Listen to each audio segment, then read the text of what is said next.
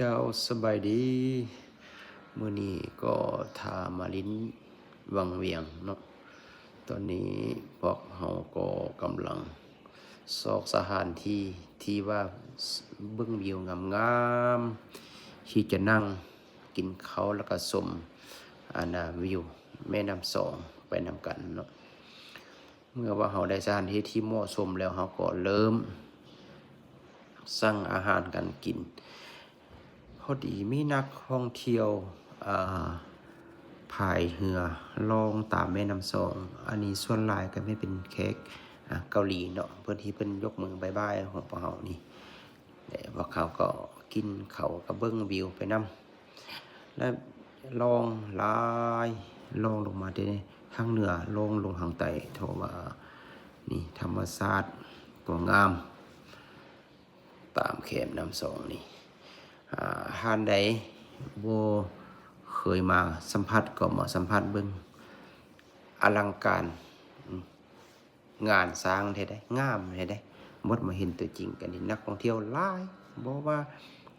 สีบ่ว่าอยู่ฝรั่งอังกฤษมามากหลายๆเลยนี่มาลิ้นอยู่วังเวียงนี่นะเพิ่นก็มีสถานที่ให้พักผ่อนหย่อนใจตามแม่น้ำสองหลายตัวนี้พวกเขามานี่ประมาณ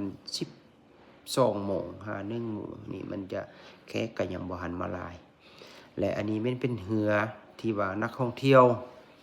บ่อยากขายเรือและได้เช่าเรือจักรเรือกราฟบ้านเฮาเนาะเรือจักรแล่นขึ้นเลาะตามแม่น้ำสองเพราะว่าค่าขึ้นนี่พวกเขาจะบ่สามารถพายขึ้นได้มันนำไหลแหงฉะนั้นมีแต่เรือจักรแล่นอย่างเดียวเนาะเพิ่นจะขึ้นไปทางเหนือพุ่นแหละไปฮอดขั้วสีฟ้าพุ่นแหละเพิ่นจะไปเบิ่งธรรมชาติที่ว่าตามแม่น้ำสองแล้วก็ตามสายน้ำที่ว่ามันยังมีธรรมชาติที่ยังงดงามหลายอยู่วังเวียงแขวงเวียงจันทน์ของพวกเฮานี่เนาะให้นี้ขอฝากส่งไว้นำเด้อผู้ชมขอบใจหลายๆ